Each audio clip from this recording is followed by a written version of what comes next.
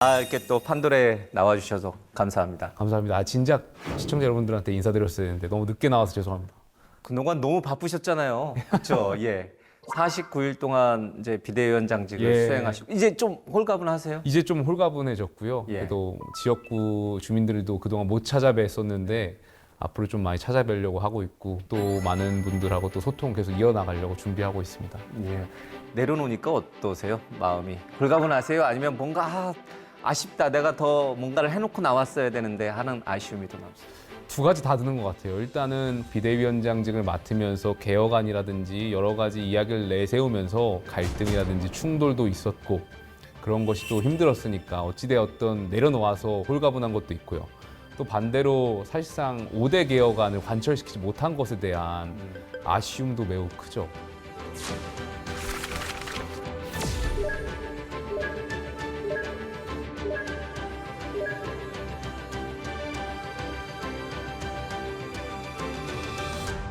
우리 당을 정말 살려보고자 굉장히 노력했었는데 그게 잘 안 되는 것 같아서 앞으로 뭐 비대위원장직은 내려놨지만 이 5대 개혁안을 포함해서 당내 많은 개혁을 요구하는 의원들하고 좀 연대해서 해 나갈 생각을 하고 있습니다.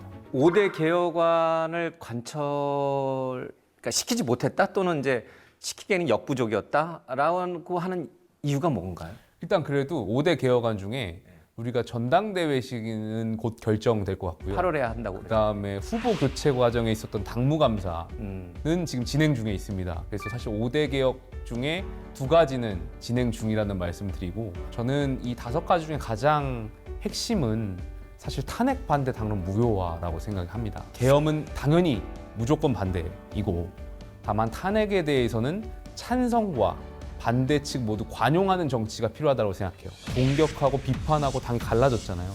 탄핵 반대 당론을 계속 유지하면 이번 전당대회 때도 또다시 탄핵을 찬성했네 반대했네 가지고 우리 당원들이 계속 싸울 거란 말이에요. 탄핵 찬성하는 사람 반대하는 사람 당시에 저마다 진정성을 가지고 판단하셨을 텐데 우리가 관용해서 서로 이해하는 정치를 해야 된다.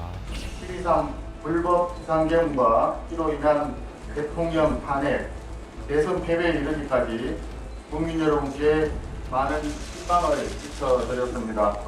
다시 한번 진심으로 사과드립니다.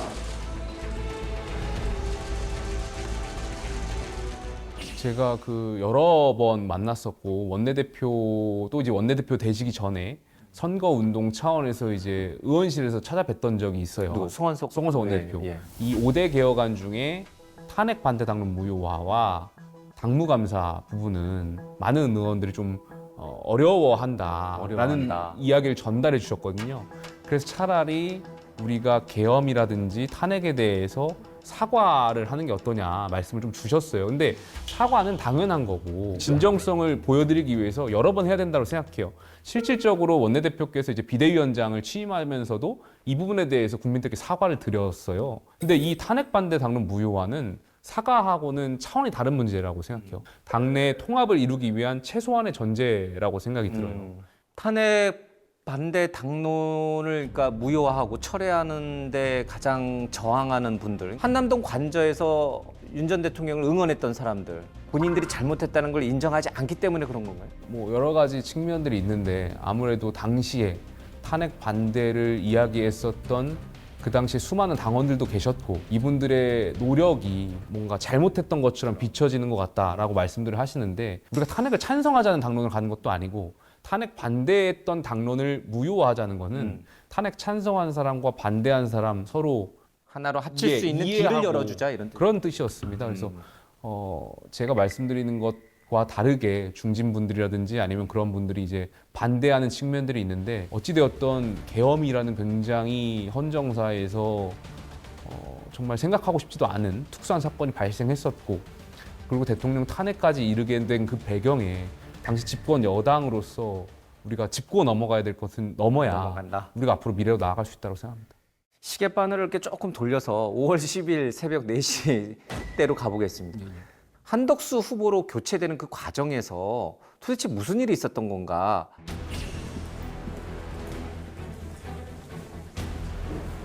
우리 당의 민주주의는 죽었습니다.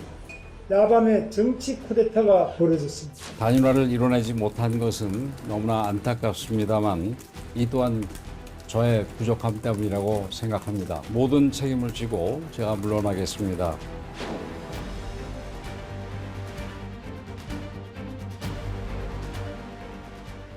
그날 무슨 일이 있었던 거예요?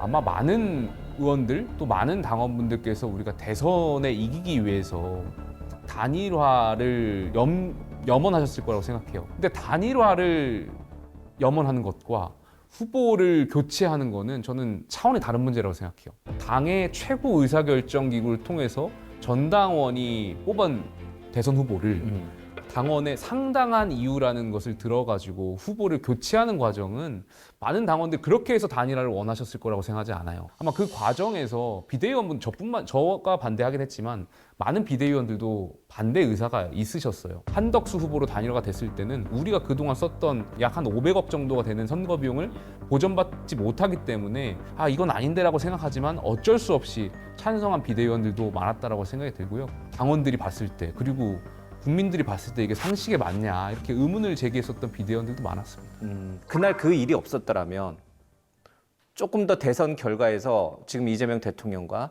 격차가 좁혀졌거나 어쩌면은 반대의 결과가 나올 수도 있었을 거다 이런 혹시 생각 드세요?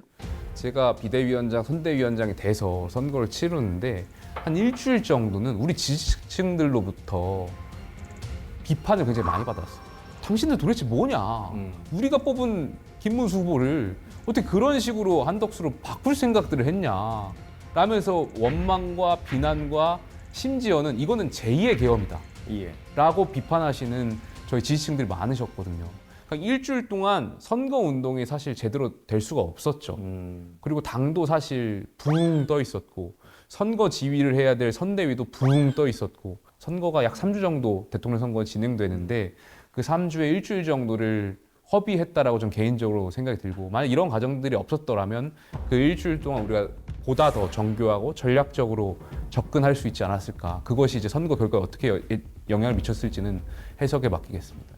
원래는 8월 전당대회 때까지 비대위원장을 계속 하고자 하셨잖아요. 많은 친윤계 증진분들이 물러나라. 친윤 성향의 의원들은 김용태 위원장에 대해서 상당한 비판의 목소리가 많이 나왔습니다. 심지어 빨리 물러나라는 거. 그때 고집을 더 피워서 8월 전당대회까지 갈 수도 있었잖아요. 사실 개혁하는 것도 중요하지만 저희가 당내 통합을 이뤄가면서 당내 구성원들한테 컨센서스를 이뤄나가는 것도 굉장히 중요하다고 생각했어요.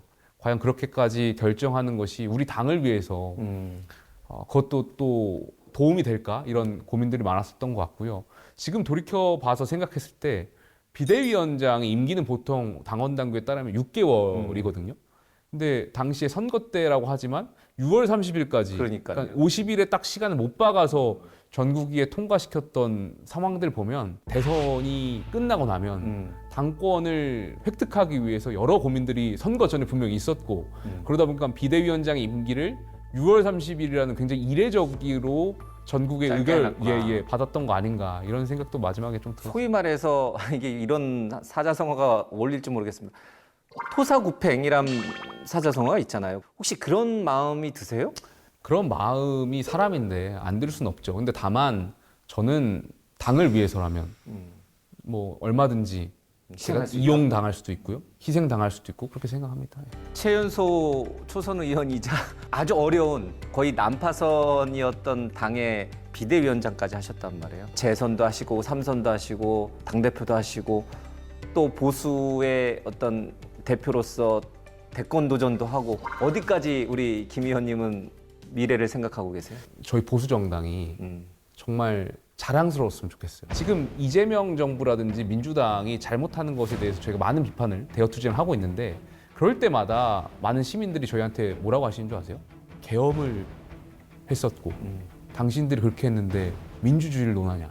그러니까 메시지가 너무 좋은 메시지를 던져도 메신저에 대한 비판들이 다시 돌아오는 거예요. 이 상황들을 우리 당내 의원들이 아셨으면 좋겠어요. 그리고 이미 앵커님 잘 아시겠지만 저희 당은 비주류 정당입니다. 주류는 민주당이에요. 야당이 됐죠. 민주당이 주류 세력을 대변하고 기득권은 민주당이에요. 그렇다면은 국민의힘이 소외된 이웃들, 서민들, 대중으로 나가기 위한 발판들을 갖춰야 되는데 당내 의원들이 과연 그런 생각들을 하는지는 잘 모르겠어요. 오히려 우리가 비주류인데 기득권이 되려고 하는 생각들이 있는 거 아닌가에 대한 생각이 있고, 그래서 앞으로 꿈이 뭐냐고 말씀하신 거에 대한 대답은 정말 멋있는, 그리고 국민들이 지지할 수 있는 보수 정당을 만들고 싶고, 그 길에 제가 함께 하고 싶습니다. 제가 질문은 당대표를 할 것이냐 대통령까지 도전하실 거냐 물어봤는데 그거는 이제 노코멘트 하시는 거고요. 알겠습니다. 대통령을 G7 정상회의 갔다 온 다음에 만났잖아요. 예, 예. 그때 김민석 후보자 교체 얘기를 했고 비판을 하셨잖아요. 김민석 총리 지명자와 관련된 여러 가지 도덕적 의혹과 자질에 대한 문제점에 대해 말씀드렸더니 젊은 비대위원장 털면 안 나올 것 같냐, 젊은 비대위원장 털면 안 나올 것 같냐 이런 말씀을 하셨고, 공식 비공개 모임 이런 건 대화 내용을 좀 보완을 지켜주는 게 좋지요. 좀 드러내지 않고 할 얘기를 다 하자. 마음속에 있는 얘기. 그걸 했는데 그중에 일부를 떼가지고 어디 공격 소재로 쓰거나 그러면 그 다음에 만나기가 어렵죠. 우리 김용태 비대위원장도 털면 안 나오겠냐는 식으로 얘기를 했을 때 기분이 어떠셨어요? 뭐 대통령께서 물론 이제 농담 삼아서 말씀하셨겠죠. 농담투였어요? 제가 뭐 언론에서도 아마 농담이셨을 거다 이런 말씀을 했지만, 야당 비대위원장을 만나는 자리에서 아무리 농담이라고 하더라도 저는 개인적으로 적절한 표현은 아니었다라고 생각이 들고요. 많은 언론에서 그 대통령하고의 젊은 막내 국회의원님 비대위원장하고의 만남에 굉장히 관심을 많이 두고 있었어요. 좀 생산적인 이야기들이 예, 예. 나왔을 거 협치라든지. 아니에요. 협치라든지. 사실 뭐 물론 뭐 여러 가지 정책적인 이야기도 했습니다만 언론에 소개하기 굉장히 어려운 그런 대화들도 사실 많았어요. 털면 안 나오겠냐 그 발언 말고도 제가 언론에 이 자리에 소개를 할 수는 없지만 대통령하고의 대화를 저희가 다 공개할 그 수가 정도 없으니까 급의 얘기들이 더 많이 있어요. 깜짝깜짝 놀라실 만한 대화들이 있었는데, 제가 굳이 이 얘기를 왜 했냐면 야당을 쉽게 생각하시는 거 아닐까에 대한 어떤 생각이 있었고, 제가 물러나더라도 누군가 야당을 대표해서 대통령하고 상대할 텐데 대통령께 뭔가 경각심이나 위기의식을 한번 드려야겠다는 생각도 있었습니다. 이제는 대통령께서 야당에 누가 온다고 한들 그런 농담보다는 조금 더 진지한 대화들, 그리고 또 국정 운영의 파트너라고 늘 말씀하시잖아요. 그러면 실제로 카메라가 꺼진 그 상황에서도 야당하고의 정말 실질적인 파트너로서 인정해 주시고 대화를 했으면 좋겠다라는 생각에서 그 부분 한번 짚고 넘어가려고 말씀을 드렸습니다. 개혁안에 대해서 당 개혁과 관련해서 빵점을 예. 주셨는데 저희 개혁에 대한 점수를 말씀드리면요, 빵점이라고 생각합니다. 이재명 정부 30일에 대해서 한 달에 대해서는 몇 점을 줄 수 있습니까? 뭐 아무래도 국민들께서 평가해 주시는 걸 테고 예. 지금 지지율이 한 60% 가까이 나오니 예. 60점을 드리겠습니다. 60점. 그럼 박한 점수인가요? 아니면 생각보다 잘하고 있다는 점수인가요? 윤석열 전 대통령께서 예. 취임 초에 받았던 지지율보다는 높게 나오는 거지 않습니까? 전임 정부에 대한 국민들의 실망이 있었고 새로운 정부에 대한 기대감도 분명히 있을 거라고 생각이 들어요. 그런 것들이 녹아져 나왔다라고 생각 들고, 정치권이 힘을 합쳐달라는 게 많은 국민들의 목소리였고, 그런 것이 잘 반영된다면 아마 민주당 정부도 그런 성공할 수 있지 않을까 생각이 듭니다. 저희는 그 성공하는데 또 건강한 야당으로서, 대한정당으로서 비전을 제시하고 야당의 역할은 지적하는 거잖아요. 국민들의 관점에서 지적하는 거니까. 그런 정말 건강한 정치를 한번 이뤄보도록 저도 국회의원 한 사람으로서 노력하겠습니다. 혹시 평소에 이제 정치 신념과 맞닿아 있는 나는 그래서 이 노래를 좋아한다 그런 게 혹시 있습니까? 신년보다도 이제 힘들 때 듣는 노래인데 G.O.D의 촛불 하나 노래 좀 좋아합니다. 아, 이거 들어야 되는 거죠? 아니, 제가 음치여가지고. 근데 이제 거기서 보면은 나한테 기대라는 가사들이 있거든요. 지치고 힘들 때 그쵸. 나한테 기대고 손을 내밀 거야, 뭐 힘이 돼줄 거야 이런 표현들이 있는데, 지금 제가 지역을 돌아보니까 많은 국민들이 힘들어 하시잖아요. 기댈 곳이 필요한 거잖아요. 정치권이 기댈 곳이 될 수 있도록 그런 의미를 담아서 촛불 하나라는 노래를 꼭 드리고 싶습니다. 예. 여기는 이제 음악이 싹 깔릴 거예요. 알겠습니다. 오늘 말씀 잘 들었습니다. 고맙습니다. 감사합니다.